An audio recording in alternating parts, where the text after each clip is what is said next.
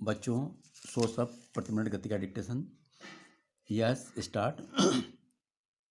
मणिपुर में असम राइफल्स के काफिले पर घात लगाकर किए गए हमले में कर्नल विप्लव त्रिपाठी समेत 5 जवान जिस तरह बलिदान हुए, वह सुरक्षा तंत्र को झकझोरने वाली घटना है।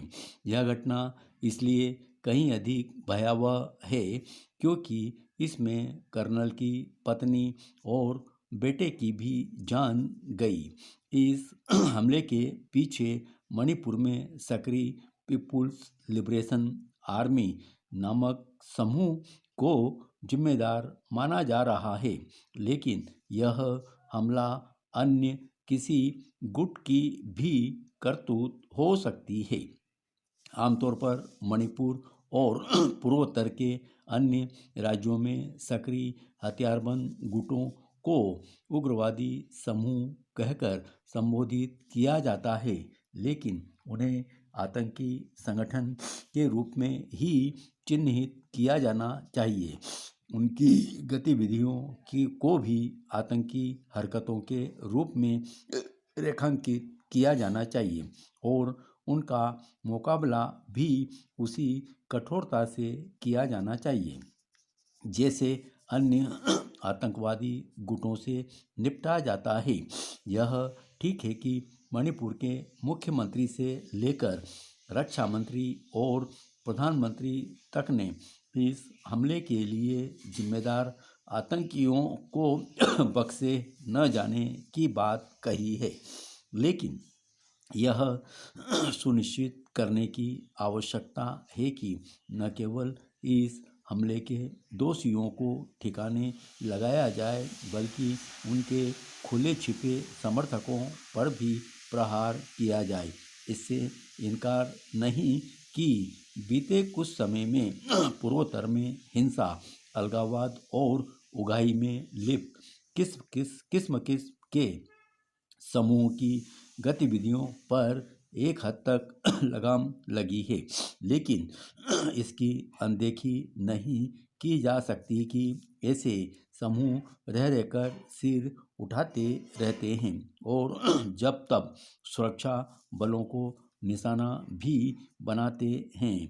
यह सिलसिला तब तक थमने वाला नहीं जब तक इन समूहों को पूरी तरह नष्ट नहीं किया जाता। आमतौर पर उसकी सक्रियता में गिरावट देखकर यह समझ लिया जाता है कि वे कमज़ोर पड़ चुके हैं, लेकिन यह मानने के अच्छे भले कारण है कि इस दौरान वे अपने को नए सिरे से संगठित करते हैं। यह भी किसी से छिपा नहीं कि जब भी इन संगठनों पर दबाव बढ़ता है, तब वे या तो अन्य हथियारबंद गुटों की शरण में चले जाते हैं या फिर पड़ोसी देशों और खासकर म्यांमार में जा छिपते हैं, चूँकि वे वहाँ से नशीले पदार्थों की तस्करी करते हैं। इसलिए पूर्वोत्तर में अलगाववाद के साथ एक बड़ी समस्या ड्रग्स का बढ़ता चलन भी है, क्योंकि पूर्वोत्तर में लंबे समय से सक्रिय अलगाववादी गुटों ने उगाही को एक धंधे में तब्दील कर लिया है। इसलिए जब तक उनके आर्थिक स्रोतों पर चोट नहीं की जाएगी, तब तक बात बनने वाली नहीं है। यह आवश्यक ही नहीं, अनिवार्य है कि इन गुटों पर तब भी प्रहार किया जाए जब वे निष्क्रिय से दिख रहे हों। पेरा राहुल गांधी ने भाजपा एवं राष्ट्रीय स्वयंसेवक संघ पर निशाना साधने के लिए जिस तरह हिंदू और हिंदुत्व में अंतर बताया, उससे यही लगता है कि वह अपनी ही पार्टी के वरिष्ठ नेता सलमान खुर्शीद से प्रेरित हो गए, जिन्होंने हिंदुत्व को आतंकी संगठनों बोको हराम और इस्लामिक स्टेट जैसा बताकर एक बड़ा विवाद खड़ा कर दिया है। जैसे यह समझना कठिन है कि सलमान खुर्शीद कैसे इस नतीजे पर पहुंच गए कि हिंदुत्व सबसे खूंखार आतंकी संगठनों सरीखा है। वैसे ही यह भी कि राहुल गांधी ने हिंदू धर्म और हिंदुत्व में फर्क कैसे देख लिया, क्योंकि राहुल गांधी ने एक तरह से वही लाइन ली जो सलमान खुर्शीद ने अपनी पुस्तक में रेखांकित की। इसलिए यह तय है कि अन्य कांग्रेस नेता भी उनकी बात को दोहराएंगे। सच तो यह है कि उन्होंने ऐसा करना शुरू भी कर दिया है। अच्छा होता कि कांग्रेस को इसके नतीजों की परवाह होती, क्योंकि सलमान खुर्शीद और राहुल गांधी हिंदू धर्म को बदनाम करने का ही काम कर रहे हैं। इसकी अनदेखी नहीं की जा सकती कि राहुल गांधी पहले भी यह काम कर चुके हैं। वह जिहादी आतंकी संगठनों से कहीं ज़्यादा खतरनाक हिंदू संगठनों को बता चुके हैं। इसी तरह यह भी किसी से छिपा नहीं कि कांग्रेस नेताओं की ओर से किस तरह भगवा आतंकवाद का जुमला उछाला जा चुका है। यह महज एक दुर्योग नहीं लगता कि कांग्रेस के ही एक अन्य नेता राशिद अल्वी ने जय श्री राम का नारा लगाने वालों को राक्षस करार दिया। यह हैरानी की बात है कि खुद को जनेऊधारी हिंदू एवं शिव भक्त बताने और उपनिषदों का अध्ययन करने का दावा कर रहे राहुल गांधी इस बुनियादी बात से अनजान रहना पसंद कर रहे हैं कि हिंदू धर्म और हिंदुत्व में कोई अंतर नहीं।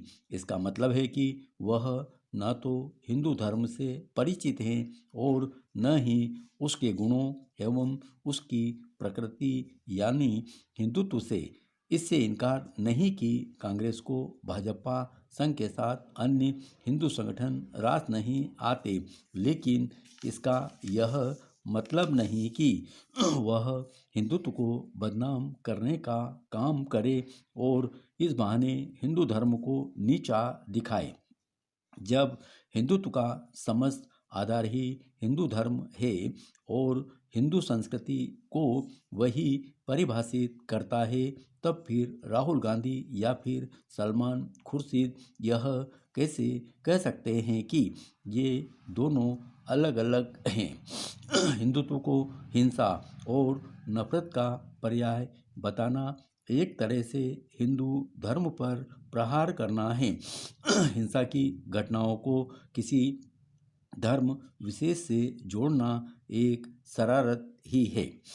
यह शरारत तब और स्पष्ट हो जाती है जब इन घटनाओं का उल्लेख करते हुए धर्म विशेष की चर्चा की जाती है। केंद्रीय श्रम मंत्रालय की ओर से इसी सप्ताह जारी तिमाही रोजगार सर्वे की ताज़ा रिपोर्ट के मुताबिक वित्त वर्ष 2021-22 की पहली तिमाही में चुनिंदा 9 गैर कृषि क्षेत्रों में रोजगार 29% बढ़कर 3.08 करोड़ हो गया।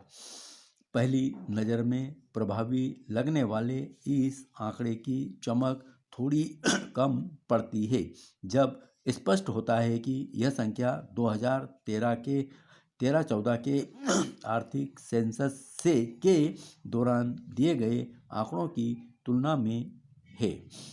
तब रोजगार की संख्या 2.37 करोड़ दर्ज हुई थी। यानी अगर आंकड़ों द्वारा बताई जा रही सच्चाई पर गौर करें तो सटीक निष्कर्ष यह नहीं है कि रोजगार में 29% बढ़ोतरी हुई है। उपयुक्त निष्कर्ष यह होगा कि इन 7 वर्षों के दौरान सालाना 10 लाख रोजगार ही सूचित किए जा सके।